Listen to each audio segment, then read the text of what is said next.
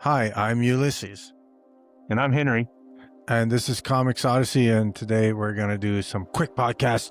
Uh, I'm panicked because I looked at look at our YouTube stats, and the average view duration is low. So we're gonna really rush through. No, we're not gonna do any of that. We're just gonna talk about books we picked up lately because Henry was did a little bit of travel, and so we're gonna take a look. So let's start with you. You're ready. Looks like you picked up a Dynamite book. I forget this guy's name. I know he's one of the pulp guys. Let's see. I recognized it too when I looked. I'd seen the name somewhere. Okay, Alex Ross and Jim Kruger were the writers, and art by a few people: Steven Sadowski, Douglas Klauba, Carlos Paul, and Alex Ross. Is he? Oh my goodness. His name is. Oh, that character's name. Oh my goodness. What's his name? Hang on. I had him? we featured a comic where Daredevil. Yes, the Yes. original Daredevil. Exactly. Yeah. But I guess for copyright reasons or something, in this book, they won't call him Daredevil. They call him the Death-Defying Devil, Okay. even though he had the name first. Right.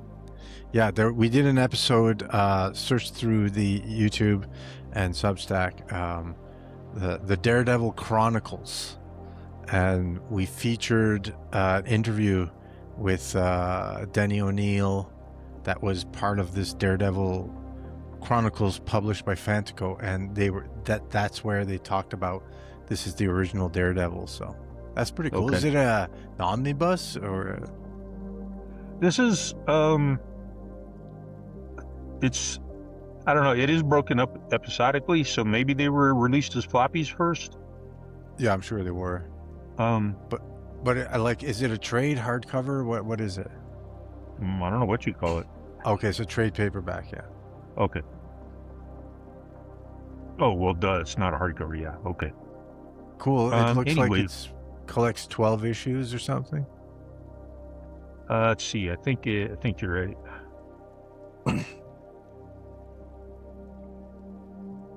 And I picked this up because I flipped through the art and thought, well, okay, that looks cool. I'll give it a chance. So normally I would read some of the story. But I think I'm going to blog about this one. Nice. But so I won't. Let's see. I'm trying to figure out how many. It doesn't say. It was telling me for a while. 7, 6. Well, I can see by the thickness. Usually that's about 12 issues. Yeah. Okay. Yeah. So of course, you can guess why it appealed to me, because it took all these forgotten heroes of the Golden Age. And of course it changed the name of some of them, like Daredevil, I guess, to keep out of copyright trouble. But here we go. This is what I was looking for. So there's pages and pages of this stuff. And you got Fighting Yank. Some of these I knew, just because I've researched this stuff before. So he's just called Cat and this is Kitten, but originally this was Catman. Right. The Target. Some of these I didn't know, so they were new discoveries for me. Nice. And this was Hydro, Captain Future, the Arrow. He just barely shows up in the story. Well, Pyro Dynamite Man acquired a lot of these licenses, like the guy with the skull on his chest there. Oh yeah, the Black Terror. Yeah, so Dynamite has that license and probably has all of these licenses, and they've been putting out a lot of books with these old characters, featuring these old characters. Okay. Yeah. Yeah. So Cool. Some of the art is really nice. As far as carrying the story, I think it failed at several key junctures to tell, to carry its own weight in the story. Oh, you've read it through it already? I did. I read this on the way back home. Nice. Yeah, so Man, look at that. I'll probably blog about it. So that's that, and it's called Project Superpowers. Nice. Fun. And then I picked up. I'm sorry. Do you have a question? No. Keep going. So I have not read these two. So this one's a Justice Society of America, and again, I picked it up again because of my affinity for the Golden Age, and Right. these were, Justice Society was the Golden Age. Super group. Well, I've got the DC Finest collected edition of like a whole bunch of Justice Society Golden Age stories. We could maybe pick one and look through it someday. Cool. Yeah, of course they retrofitted people into it like Power Girl and stuff like that. But yeah, anybody who's been read DC for a while knows that. Then I got a more modern one, the Justice League. These are all trade paperbacks, by the way. Who wrote this one? This one is, by the way, I dig this art up here. Alex Ross, yeah. Well, let's see. Oh, it's not going to tell me. Doesn't say? Must say. It's got to say somewhere, right? Huh. Well, I guess I will. I'll see if I can find it in here somewhere, and I'll let you know. Yeah. Oh, wait, here we are. Okay. So different writers. Gotcha. Jerry Conway, Gardner Fox. That's going way back. He was a Golden Age writer. So what the heck? Denny O'Neil, may have heard of him. Martin Pascoe, Jerry Conway, may have heard of him. Okay. Keith Giffen, Grant Morrison, and Mark Millar. Is it a run or collected like classic stories of one shots or something like that, or is it? Oh yeah, okay, yeah. This is it's a collection of different Justice League stories. That's why Gardner Fox is one of the writers. So you've got like a bit from different eras, right? Yeah. Okay, that's cool. Yeah. So this looks like it might be interesting. Silver Age stuff mostly looks like. Oh nope. Here it's in the Bronze Age or the yeah. I like those. When you get you get the same characters but from different eras. It's kind of nice to compare. And then this one's not really a graphic novel. This one I read most of it. I just have like maybe a eighth of it to go. But this is the story of Marvel in the 60s. So nice. They call it a field guide. So what they do is they don't do every single issue that came out, but they have a write-up on several, like your Amazing Fantasy number 15, and then Journey into Mystery number 83, and then like several different issues of the Fantastic Four, of course, the Incredible Hulk, and occasionally they got pictures from stuff that inspired some of the writers. It was interesting. One thing I wanted to do, one reason I wanted this is because I started reading Spider-Man in the Bronze Age, and occasionally they would mention Gwen Stacy and how she was killed, and the Green Goblin was killed, but his son, Norman's son, Harry Osborn, became the new Green Goblin. And I read all about this, like they referred to it, but I never saw any of the actual stories. And then after I was a Spider-Man fan for a few years, I picked up one of those little digest size reprints, and what it was, I didn't know at the time, but what it was the first dozen or so stories by Ditko, and so it gave me it showed me how he started, what it was like in the early days. But I never did get that. I never did read for myself, the whole continuity of Gwen Stacy and Captain Stacy and the Green Goblin and how she died and all that. And I was hoping this would cover it, but it did not. It ended before that happened. Okay. So I still have some research to do. But I did for learn those of some you- cool stuff about the Avengers and Iron Man and a bunch of stuff. Nice. We did do an episode on the Amazing Fantasy 15 and that first Ditko Stanley run. So check, go search on Substack or YouTube for that episode. Was a fun one. So you made a trip you made a trip east, and you must have hit up some bookstores and found some stuff. Yeah, I was in Tampa, and they had about 6 different comic book shops. Nice. And I kind of looked out. The one I went to on the very first try, it was packed with stuff. Now, I couldn't find the stuff I'd really like to read. There was some of that, but it was mad expensive. So, I mean, like we're talking a floppy that's as much as any of these cost. Oh, yeah, for sure. So I didn't pick up much in the way of floppies, but I did, find these, and hopefully these would be good reads. Cool. All right, well, I'll show you what I picked up lately. I went to the comic book shop and looked through the trades. I saw this used trade paperback, Batman City of Crime, David Lapham, art by Ramon Bach, and I think inker Nathan Massengill. So this is from early 2000s, I believe. Let's take a look. 2006 is when this came out, which I believe is a really good era for DC Comics, actually. Yeah, they were really humming, especially with the Batman titles. Excuse me.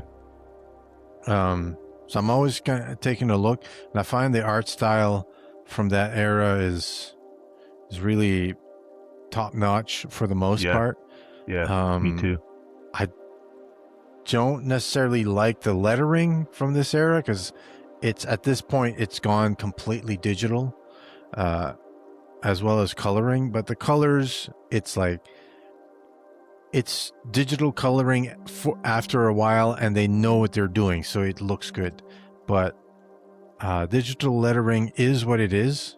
But always, I'm drawn to the hand lettering. But of course, I rarely can get nerds to agree with me on that, or even care about lettering at all.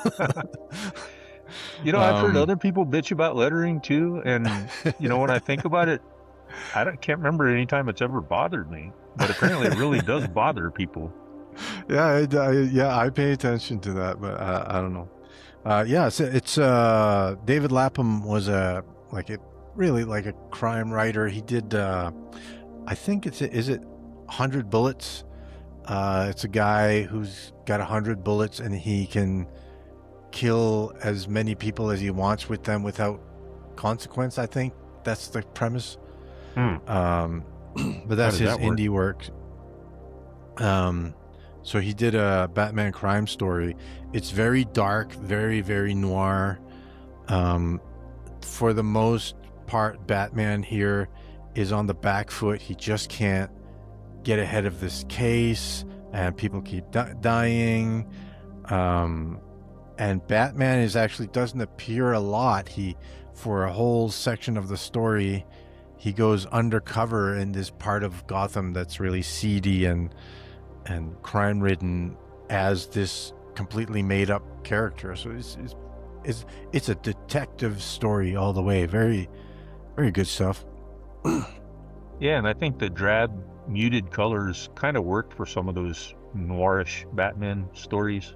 Oh yeah, I just don't like seeing them in every single thing, Yeah, I get it. Yeah, but for Gotham, man, that's the colors. For Gotham, it seems to work. Yeah. And except when Robin comes along. On the strength of John Ostrander's Suicide Squad work, I went ahead and bought this Omnibus. And this is actually this slipcase here is actually glow in the dark. No kidding. And it's always really exciting when I read my comics in the dark. It's just, I would rather save, $20 and not have it glow in the dark, or have it like soft cover or something. All right, yeah. But anyway, that's what was available. So this is the Spectre. Had Now, you if read we much could of the get Spectre before this? no, really not much at all. And I looked around for the most critically acclaimed Spectre runs, and this one is it. And that's why I got the Omnibus treatment. So it's like Wow. something like 30 issues or something like that, for volume 1.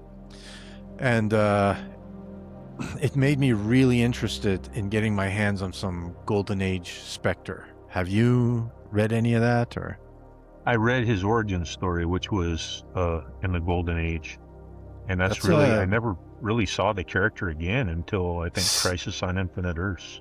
It's Jerry Siegel, eh? Yeah. Yeah.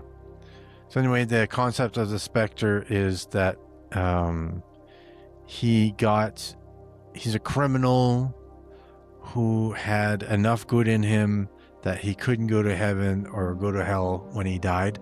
So he got bound up with this Spectre. Yeah. His mission became he had to confront evil and understand it. According to this, I don't know if that's a retcon or an update. And so, yeah, they really kind of go horror with this thing, 90s, and the first bit is really good, because it's straight up just like, it's like a murder mystery, but he doesn't solve the murders. He confronts the murderers. It's like he's avenges the murder through supernatural means. When you say he doesn't solve it, what do you mean? Well, sorry. So it's like a murder mystery. A detective goes and he's like, okay, we got the guy, and so we apprehend them and put him in jail. Oh, He punishes them in a like supernatural manner, he cuts through the middleman. It's not about like police procedural, right? He does involve himself with the police stuff, but he just kind of shows up because he's a Spectre, right? And they're like, who's this guy? This creepy guy. And it's not about catching the bad guy. It's about avenging the murdered. Okay. I'm down it's with this blood cries out for vengeance thing. So yeah, pretty interesting. There's a couple of stories we could do a show about that are really good. I would like to read the original Spectre because I bet you it's a little bit more murder mystery.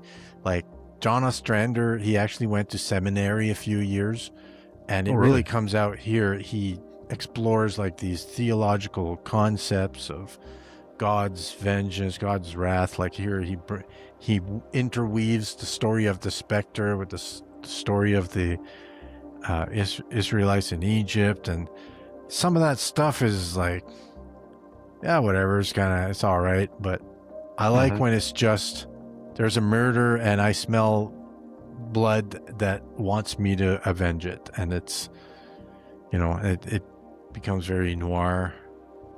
And then the extras here, I haven't checked out a lot of write-ups about the extras, and then Tom Mandrake's pencils, which look great.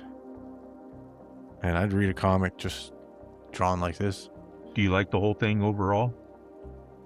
Overall, yes, I like the whole. Overall, I don't regret buying it. Right. Okay. Yeah. So the Spectre, I didn't think much of him when I read his origin story. He was kind of, for some reason, even though he was supernatural, they made him like a street level hero. And he caught crooks and stuff, street level crooks. And then I didn't really see the character again until Crisis on Infinite Earths. And there's a scene where basically when they show the Spectre, he's he's bigger and badder than Galactus. Oh I yeah. mean, even Superman couldn't contend with him. No, he can more or less do anything. Yeah. Yeah.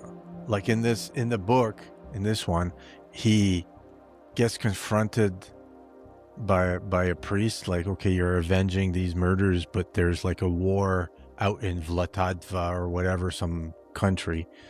And he's like, good point. So he goes over there and he concludes that everyone's corrupt and he kills everyone in the country. Oh, wow. Yeah. So, and it's all like the repercussions of that. I'm not sure that I like the writer's way of resolving that, but I like that he brings up these things that are interesting to play with, and it gives me ideas, right? I like that Batman there on the cover. It looks like a cross between Frank Miller's Batman and Adam West. Yeah, this is Joe Quesada artwork and Denny O'Neil on scripting, and it's the story of Azrael. So this is I think it's Joe Quesada's first major DC work. Look at that, bro. Yeah. That looks so awesome. That's a striking image. Yeah. Yeah, so Azrael is kind of known for when during Nightfall, when Batman got his back broken and he was out of commission, he replaced Batman and he was too aggressive and too violent. And is this story before or after that? You know what? I'm not sure. My guess is it would be before. Okay. We could probably tell by the date it was published. Yeah. 93? I don't know. It's a good question. I'm not sure. It doesn't bring in the whole Nightfall thing at all that I can remember. But this is the story. I like Azrael. He looks cool. I like his demeanor. I like that he's like an invented saint, based on an invented saint by Denny O'Neil. And a saint, not an angel?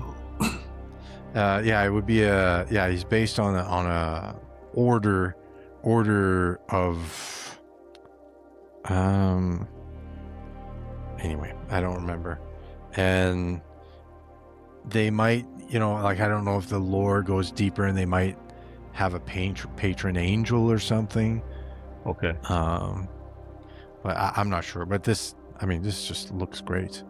And then there's another story after, but the artwork just really kind of did not appeal to me as much. And the story this is very 90s. They invented another character called Ash. It's just like a fire character, and it just it doesn't work. The storytelling's not as good in this. I think it might still be Joe Quesada, but it's got a completely different inker. Yeah, it's got a different inker. Here, the inks on the first one are Kevin Nolan. I mean, it just looks so great.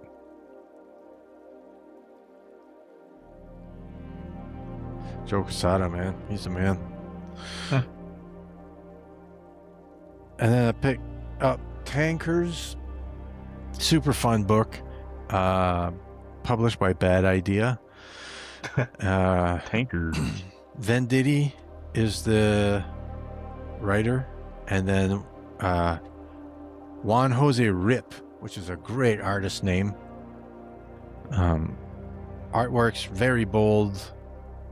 Just great stuff. The concept is that this guy, this is like they call it like Aliens meets Jurassic Park. This guy, everything takes place in Texas, and this guy is from an oil family, and his father before him was an oil guy, and his father before him, and so forth. And he's like, but we're running out of fossil fuels, and I want my grandchildren to have oil. So he brings in his consultants, and they say, well, I mean, we're running out of oil. And he's like, that's right. So we're going to go back in time, divert the asteroid that made the dinosaurs go extinct, have it land later so that there will be more dinosaurs and more oil. Okay. And so they send in this special like shock troop, I guess, of tankers. They call them tankers. So they've got this big exoskeleton with a bunch of weapons on. So they send them out there to protect the scientist who's going to do that. But he miscalculates, and when they come back to current time, the dinosaurs are still around and they're super evolved. And there's only one place on Earth that is defended by the dinosaurs, and it's Texas, of course. And there's a really good shot of Texas is all completely surrounded by a wall in the shape of Texas. Wow. It's quite a wall.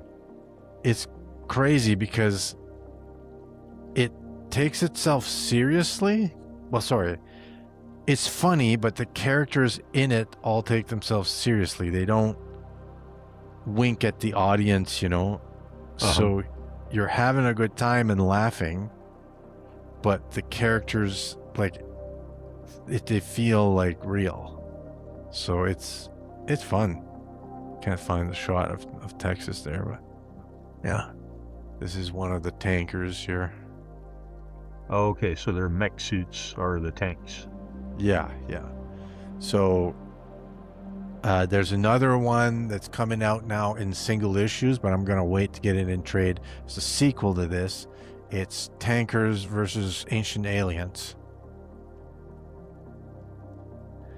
And then there's a extra story just that was written with a paleontologist and drawn by, I forget who. And it's just a story about dinosaurs. But it's really well drawn. Yeah, looks very well drawn from what I can see. And then the extras, you get like character design stuff and dinosaur designs and stuff like that.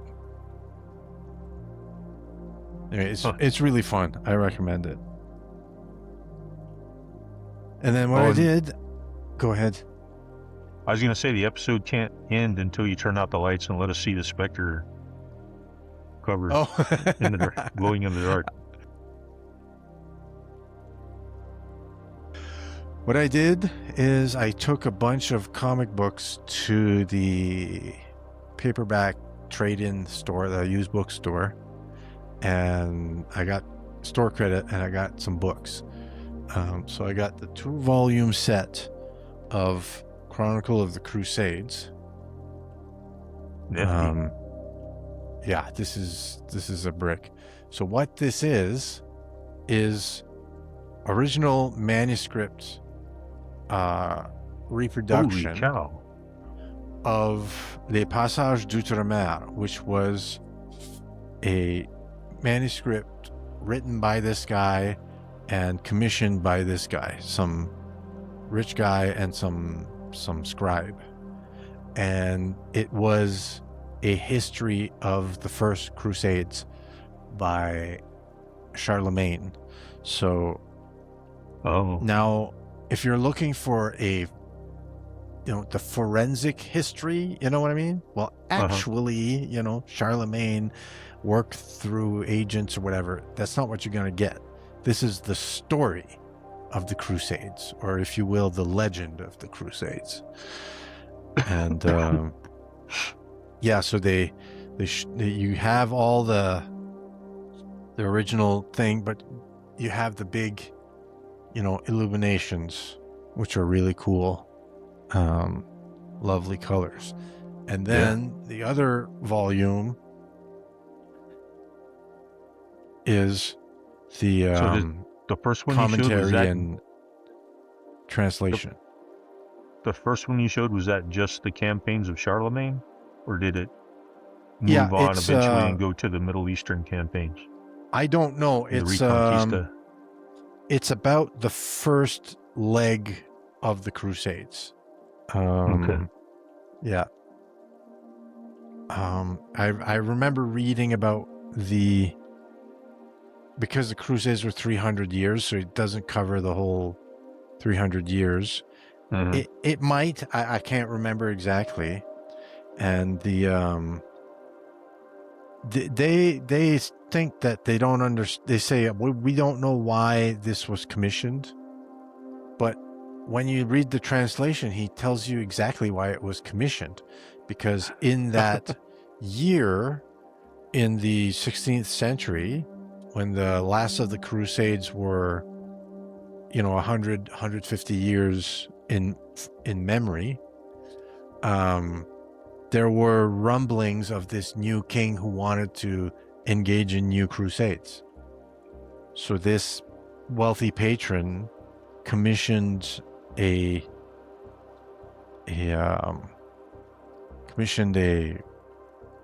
chronicle of the Crusades to remind people that how much people died and that there's a cost to all this. And of course, they're valorizing them, is from their perspective, but he says that's the reason. There were rumblings, and we want to remind people you don't just go to war, And then finally, I got this book, Clans and Families of Ireland, mainly because I have Irish ancestry, but mainly I got it because I wanted these escutcheons just for inspiration, for world building, like cool. It's just cool old things. Just a jewel encrusted book. And then of course, I looked up my ancestry, what their escutcheon was, and my ancestry has O'Brien in it, so that's the 3 lions. Yeah.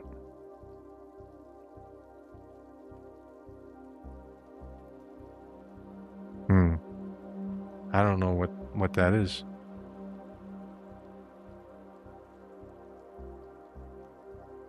Okay.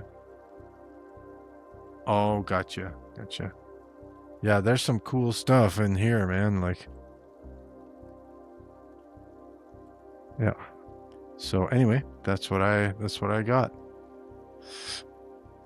Clans and Families of Ireland. So those are the recent acquisitions. So thanks for joining us on this bit of a different show.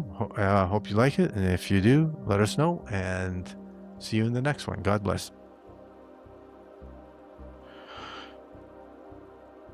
All right. So there it is. Skeleton face. That's it.